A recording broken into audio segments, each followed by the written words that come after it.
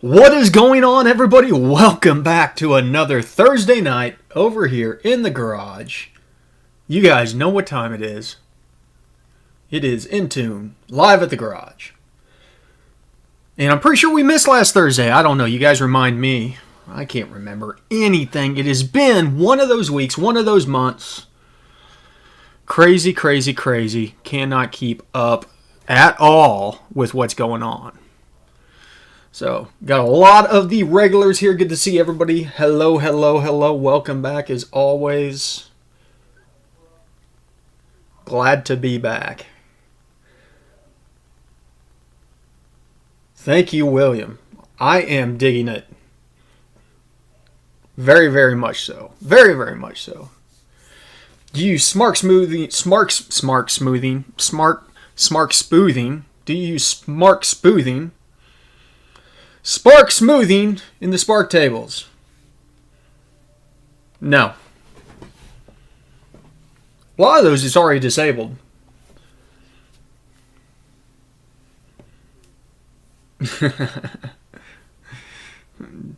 D&Z is doing a parking lot alignment. I've done a couple of those. He says, as long as it's not trying to drag me off the road when I hit water and ruts. You don't like the adventure. You don't like the excitement. Spark smoothing is for manuals. Yeah, it's disabled on autos. Automatically disabled on autos.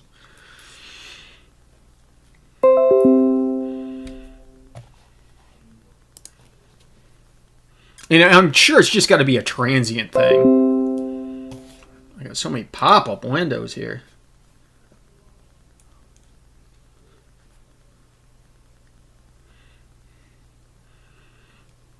Well, Mr. Schmidthead, you need to elaborate. No, I mean in the high spark table. There is actually a spark smoothing option. You talking about just smoothing? The table smoothing option?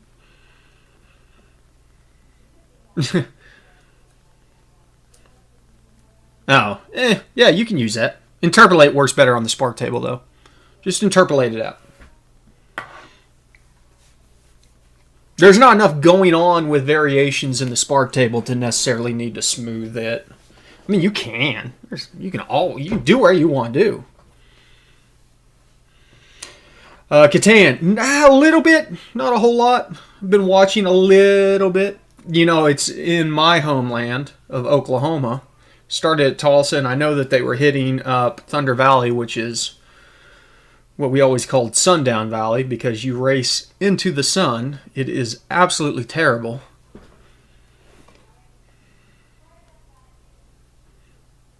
Yeah, I think it does, Andrew. As I said, I think it's something to do with trying to anticipate shifts, the way it handles spark.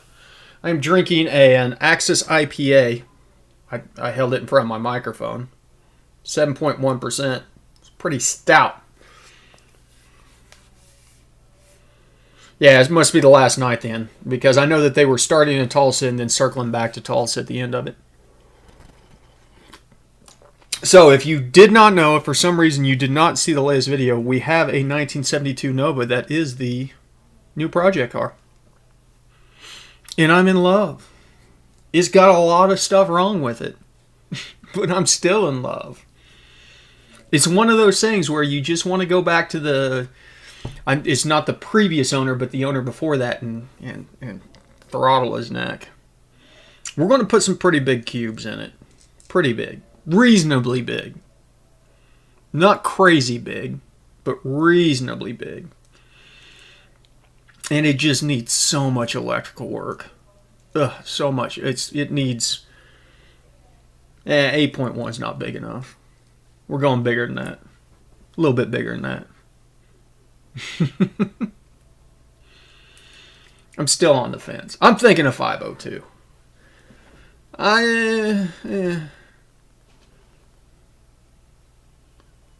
Oh, dude, I'm telling you, I crawled up underneath the dash and there was 5 wires twisted together just hanging there, and they were connected to a 12-volt circuit. Jimmy, I'm going to swap it over to an auto. You know what? I've owned so many manual cars, I'm just over it. I don't need to shift gears. I just want 2, maybe 3 years and be done with it. Yeah, how much is that stroker kit, Trey? Because that stroker kit, along with the price of an 8.1, will probably buy you a very, very stout big block, short block. Hey, Ted. Raylar stuff is not cheap. Trust me. Looked into it multiple times.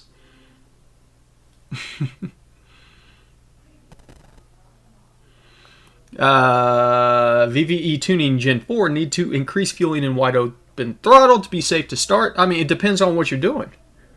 Depends on what your mods are, whether or not you need to increase it. 502 with a Holly Sniper. X-Flow. We're going port injection. Coil near plug. That I can tell you. No matter what block goes in this thing, we are doing full port injection, sequential fuel injection, coil on plug.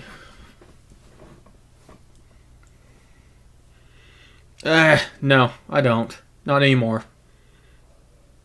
Yeah, exactly. Point and go. And let's face it, if you want to go consistently fast, you do it in auto.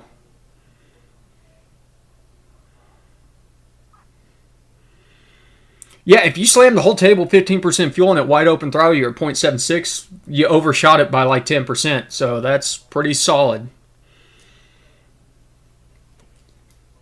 But as I said, it just depends on what you're doing.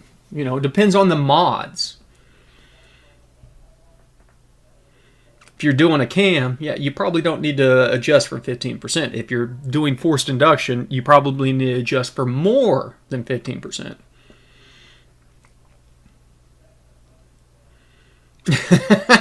There you go, super slow.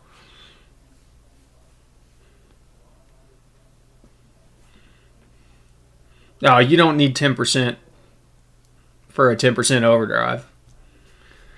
Because a 10% overdrive is not going to get you 10% more air.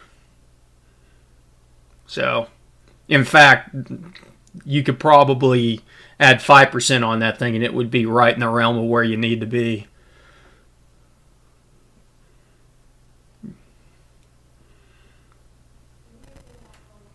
Ryan, we're not putting an LS. We're not putting an LS in this thing. It's not happening. Not happening. Couldn't pay me.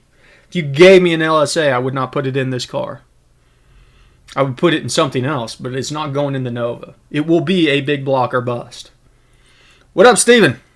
Good to see you, brother.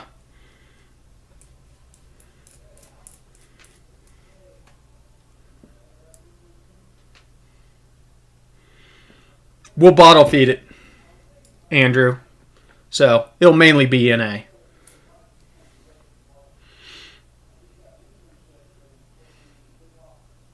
$782 is a little bit rich, Schmidt head. Dollar back. Shoot for an 8.2. 0.82. Drum Method says, HP Tuner question. Since there's a lot of experience in the room, I purchased four credits to ride. Finish that thought, Drum. We'll get you an answer. Yeah, Catan, I really don't want to necessarily do FI on this one.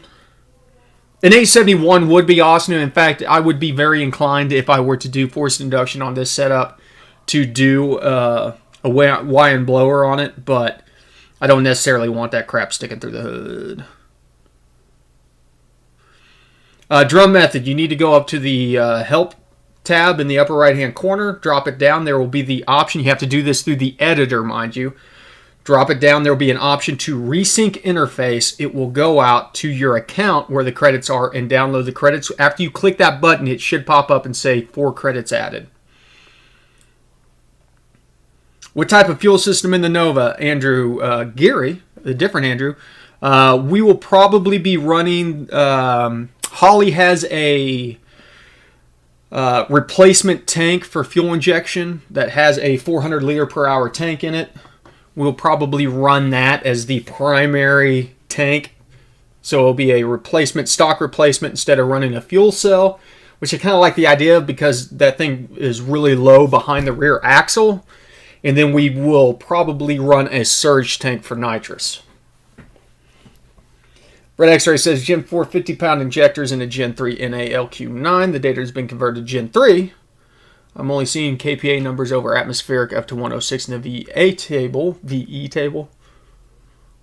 Should I lower the IFR or ignore the high KPA? No, I would probably ignore the high KPA. 106, are you double check and make sure that something's not wonky on your map sensor? Michael says I need to look at my tune. Math runs okay. Switch to SD. Idles in park. When I put it in gear, it stalls. Okay, Michael. Let me know. Yeah, no problem, Drum Method. Just finished tuning the truck for Math and VE thanks to your videos. It was actually easier than I thought it would be. Awesome, Andrew. If you absorb the information, the big thing that people run into issues with is that they get a little bit of the information, then they jump out and try to do things. If you take the information as a whole, kind of understand what you're doing, works a lot better that way. Mr. Schmidhead, that 0.78 is way too rich.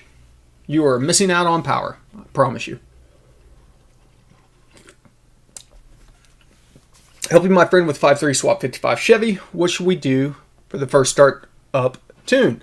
Depends on the mods, Andrew. Just to make my enrichment coming on 50% pedal at 12.4 to 1. It's just one place adjustment on the MPVI2. Knew this. Well, I mean, Richard, there's a lot of different things that go into PE. Pedal is going to be your primary, but there's going to be delays in there, and then there's also going to be generally RPM or manifold pressure requirements. So you need to go through and understand that whole tab underneath power enrichment works together. Hey, Scott, what's going on? Hey, with the new supercharger, what should I change on the VE table? Okay. Scott, what's your platform? Hey, another Thursday. Just got my Holly Sniper intake 340 a liter per hour pump and hanger. Psyched to stop overheating my inline Walboro 255 and be able to cruise more than 50 miles. Nice, WMR. Thanks, Drum Method. I appreciate you watching, man. Appreciate you stopping by the live show. Yeah, you really got to do that breakout. Stock 5.3. Just intake and headers on the 5.3, actually. Honestly, Andrew, you should fire up with just intake and headers on it. You're going to be a little bit lean, most likely, but not so lean that you shouldn't be able to fire up on a stock tune and start tuning it.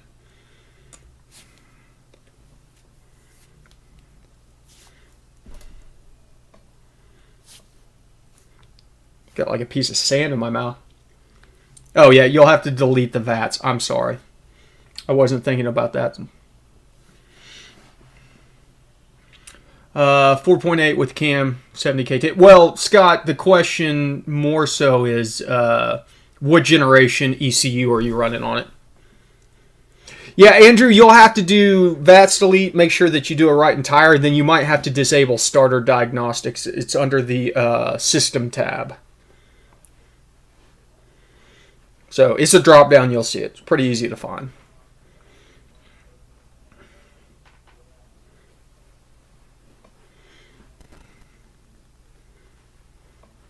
Have I seen the new Magnuson 3100 blower? No, I don't really follow twin screw blowers that much. Right now, fuel, I think. Fuel pressure dropped 10 pounds at 4,800. Good chance. Good chance, Ted. Okay, so Scott on a Gen 4 E38 with the you got the 2-bar OS. So you've got the standard VE style tables. You got the early E38. God, I hate those tables because they're plotted out wrong. You have to...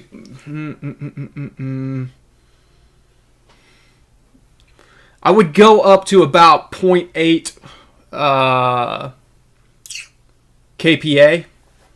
And from that point on, I would go out to 2, the end of the table. Go out to 2, end of the table.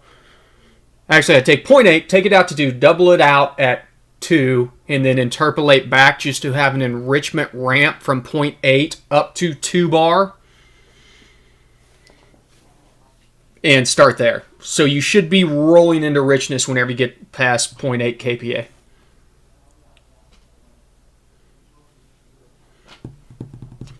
There's a certain IAT sensor to use with the breakout.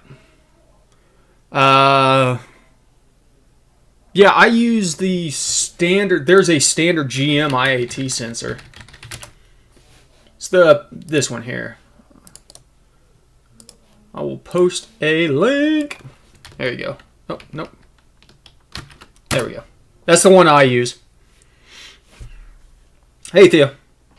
The Ozman, even though I call you Theo. 03 Yukon still a Stage 1 Summit Racing Cam plus rockers and push rods. Nice.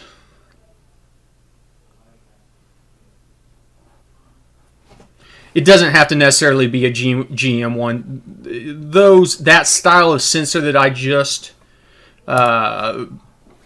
posted out there for you, for the most part, I think all of them have the same scaling. But Katana is right. The one that I posted, you shouldn't have to change the scaling. Go ahead, Brandon.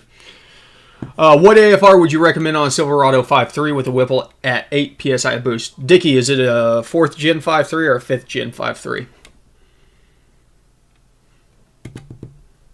You can, Andrew George. He's running the 2-bar enhanced OS, which actually has a standard VE table instead of the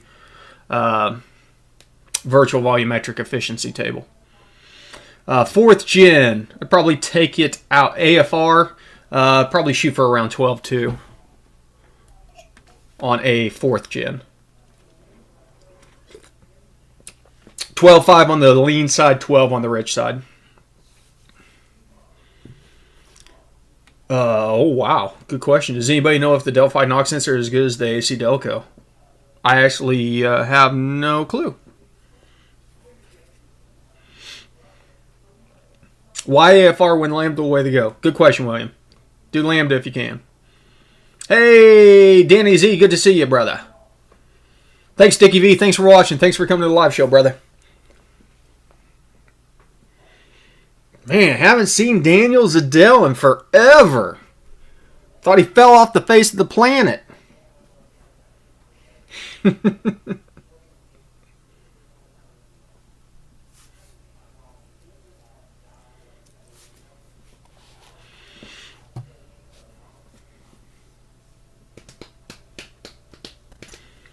Chris says, I rebuilt a Gen 3 5.3 with a small summit cam, 8719 part number, and swapped it into my 0553. Thanks for your videos. I got run pretty darn good. Awesome, Chris. I love it. There's so many new faces in here talking about success stories. I appreciate you guys taking the time to join the live show. Appreciate you taking the time to watch the videos. That's why I do it. I mean, to have three different people to come in here tonight and say that they've had gotten help from watching the videos.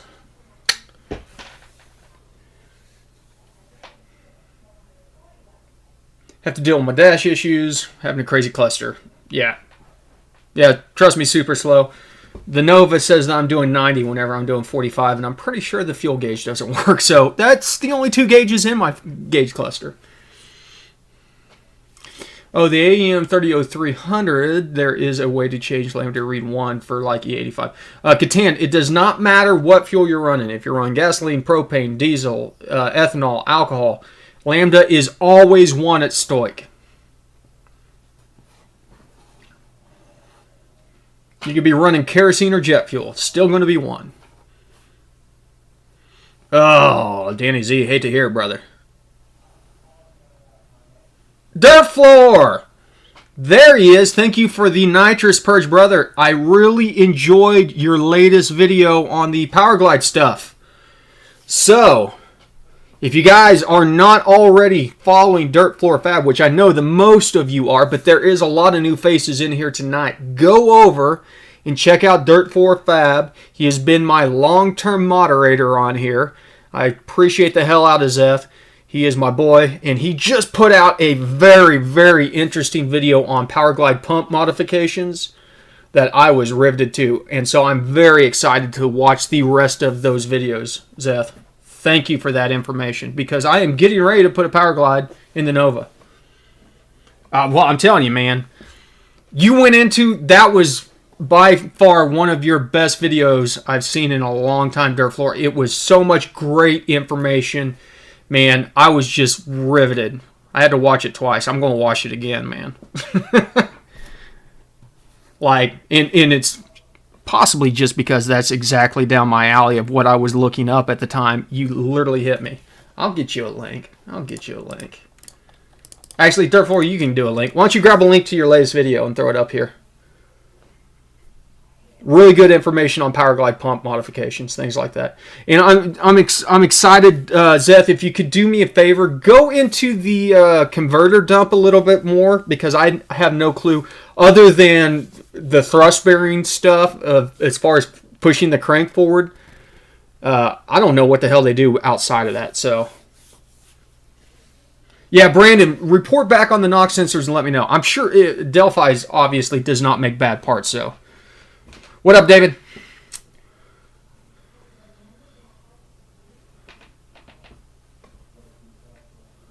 Danny says, want to let you know the temp gauge in the 17 Camaro SS sucks. Put a 180 thermostat in, the gauge is in the same place. But the scanner says it went up to 187 and dropped down to 180. Yeah, those factory gauges probably don't have the best resolution. How much you think high flow 200 cats are going to richen up the motor with the Dynamax glass packs? Catan. Theoretically, they're not going to richen the motor up at all because you're going to restrict airflow, but if you have your airflow tables dialed in properly, you're going to get the correct amount of fuel. There you go. Nice, Daisy. Hey, James Taylor. Hey, Burley Brown. Good to see you, brother. Go check out Dirt Floor's video on the glide pump build. And as I said, if you have not already subscribed to him, drop him a sub. That way so you do not miss out on the rest of the glide transmission build videos. So an issue I'm having, my MAF tune is on point until about 10K. Whenever I try and switch to SD side of things, it is pig rich and stumbles on its face to the point where it's not drivable. WMR, you've got two options on this. For one, you can go in and just start dialing your MAF table back 10% at a time until it falls in line. Or disable the MAF, go through all that parts, fault the MAF out so you're getting the check engine light on the MAF, and then leave closed loop enabled and see what the long-term fuel trims are and use those fuel trims to get an idea of the initial modifications that you need to do. Then go back and disable the long-term fuel trims.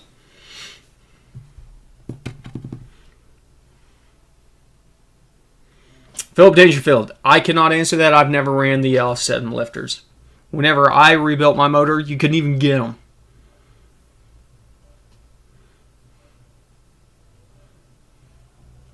Yeah, I feel you there, Catan. Which ZL1 is this? Thank you, Dickie V. Have a sweet, sweet purge. I'm guessing Brad. Is this Brad? LIQ10 experience.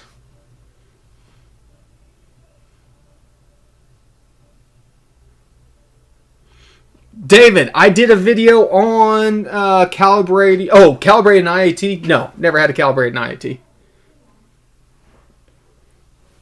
Brandon, yeah, I still run short terms and long terms.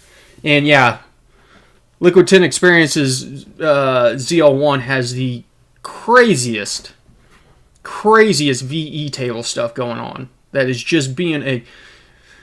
I don't know if you guys watched some of my recent VE table videos where I talk about how you can only have specific curves on the virtual volumetric efficiency table whenever it calculates out because the way that the math is set up in the background. So you've got a bunch of coefficients laid out there that are then interpolated or translated, we'll say, into a 3D table that we can actually apply a histograph to. Whenever you make changes to that, there's only so many shapes that those zones, not even the table as a whole, because you've got 29 different zones that make up the table as a whole, but each zone, you've only got so many shapes that those things can bend into.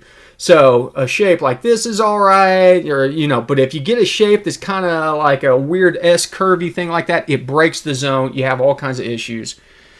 And man, we've been fighting that one. Danny, I do not, man. Twin screws are not my bag. I think that there's probably people that will back up both Whipple and Magnus in superchargers, though.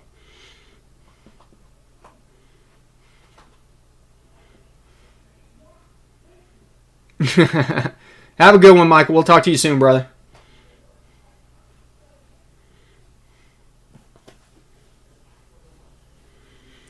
David, you should be able to find a table for the IAT sensor, or you should be able to find a cheap IAT sensor that comes with a resistance table.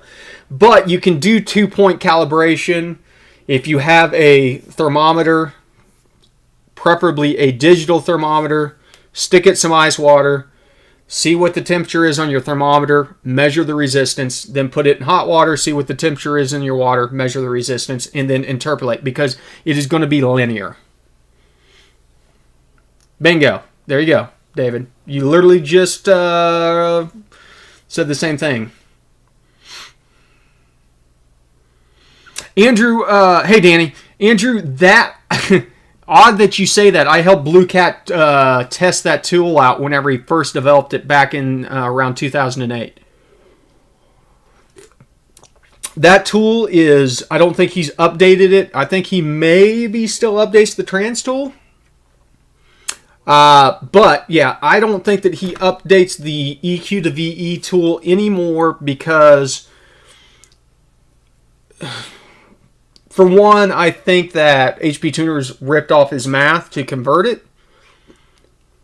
Even though their conversion calculations aren't very good.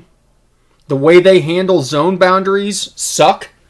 But yes, I know nowadays though, if you try to run the Blue Cat tool, it will lock up your tune. And if it doesn't lock up your tune, there's a chance it might lock your ECM whenever you load it in. So I would not suggest somebody run the Blue Cat EQVE tool because there were some issues. Now, the trans tool I think still works fine.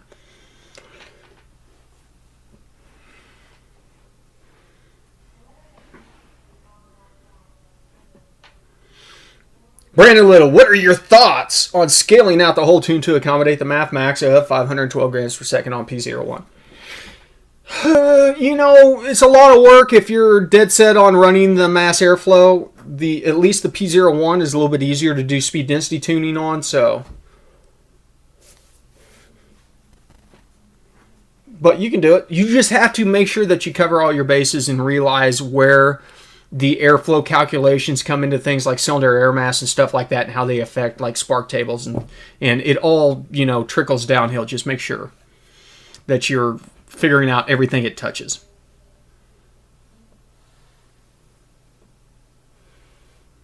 Ooh, I don't know, David. It's a good question about if it's a map with the temp integrated, which is a T-app or whatever they call them.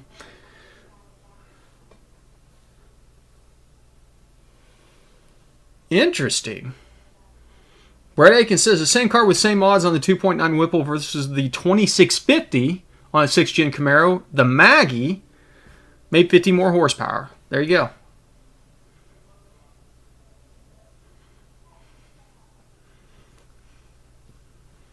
Williams says that the VE table was last updated in 2015. So I would not expect it to work with the current version of HP Tuners. Yeah, Andrew, they don't want to put in the time to do things like that. They're more concerned with other things. Just like they don't want to put in the time to actually... Oh, the trans tool. The trans tool still works, though. I don't think that the VVE tool has been updated in forever. But, yeah, they're too busy about adding compatibility with cars that nobody tunes. So, as opposed to supporting their user base. HP Tuner is a great tool, but seems like there's a lot of tools working at HP Tuners. I'm just saying. Bingo, Super Slow. You nailed it right on the head, giving what we've paid for. $250 for Pro Options to get 2 analog inputs, and that's the only features that you get for $250. I tell you what, I would go on a limb and say it was worth it if they could just finally get the remote logging figured out. That's all I want. I'd love to have remote logging so I don't always have to have a laptop with me. I don't necessarily care about all the other crap like the Bluetooth, wireless, blah, blah, blah. But, come on, remote logging, if they haven't figured that thing out, listen, if you got an MPVI-1 Pro, do not get rid of it. Those things are gold.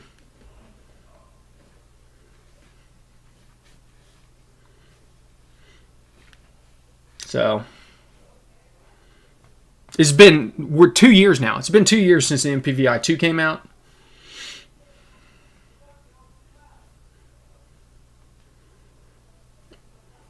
Well, David, if it's a factory T-map, just pull up a vehicle that had the factory T-map in it.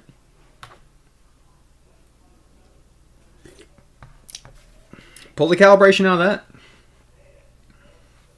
Oh, it's 8:30. Okay, guys. We're wrapping it up. We're still doing 30-minute shows just because I'm so busy.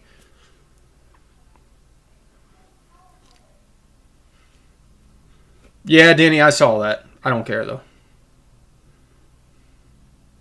Is there a vehicle you'll walk away from trying to tune? Philip Dangerfield asks. Good question, Philip. Yes, anything 2020 Corvette.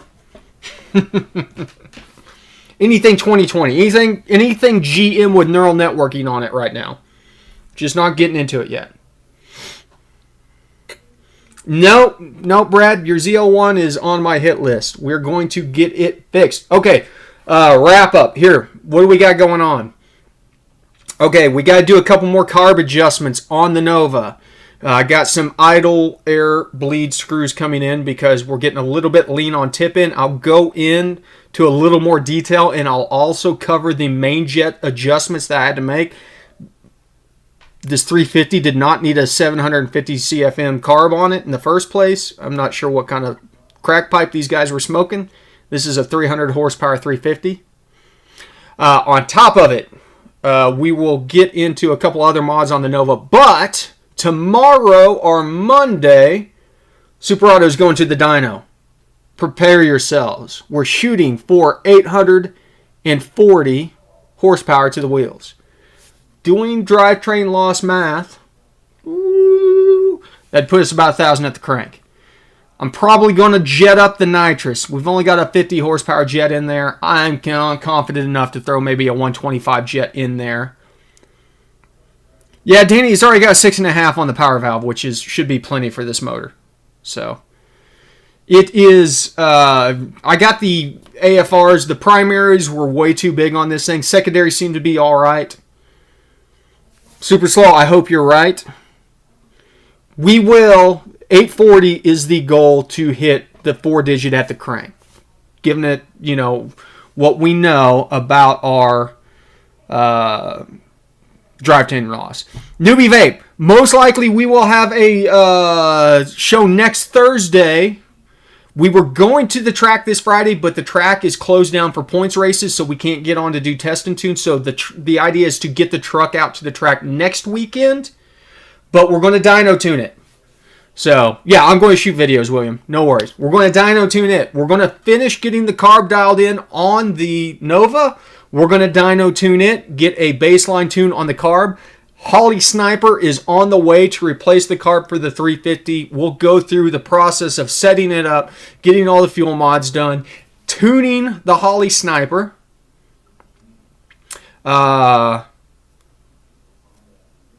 then we'll start, getting into the big block stuff like that. New Vape, it will be coming. I promise you, we will do the 30,000 giveaway. I've had probably 30 to 40 meetings this week, and I've got 15 remote tunes going on right now. I've just been too busy to do anything. So, Andrew, the truck is not drivable on the street.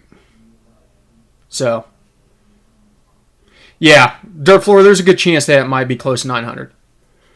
It's not drivable on the street. It scares the hell out of me.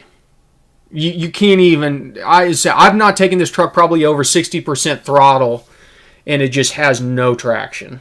The thing is, Brian, that is about the widest tire that you can put on that thing, and I have a 4-link without all the stuff going on there. So I actually run a wider tire than most of the... I don't have leaf springs, so I can run a wider tire than most of the Silverados out there. So it's putting down a lot of horsepower. It has hit about 24 psi by 5,000 or so 5,000 or so RPMs. Well, dang, there's no adjusting the 4-link right now because the 4-link's doing what it's supposed to do, is pushing out. I don't need more separation because on the track, the 4-link's going to do its job. It's got enough separation. Yeah, I got drag radials, but I'm not going to run them on the streets around here because the streets around here are terrible. So, but let's get her on the dyno, see what she does. I'll be interested to see what she'll do off the nitrous. Can I remote tune a Fox body with Holley Terminator X? J-Mac, I do not do remote tunes on Terminator X. And I'll be honest with you because I feel like I'd be taking your money. There you go. Dirt Floor, on the other hand, is a... He probably knows more about the Terminator X than I do. In fact, he's answered a few of my questions. Hit him up. You guys email there. And once again, if you have not subscribed to Dirt Floor... Brian, I'm running 31s. Well, technically, I think I got 29s on there right now. Okay, we're wrapping up. You guys know the drill. Thanks for stopping by the garage. ABT, always be tuning. Make sure and keep your eyes peeled for new videos. Thank you for everybody that showed up for the live stream. We'll see you guys next Thursday. We're going to have some videos, more videos coming out. It's been a while, I know. I apologize, but we'll get there. Talk to you guys later.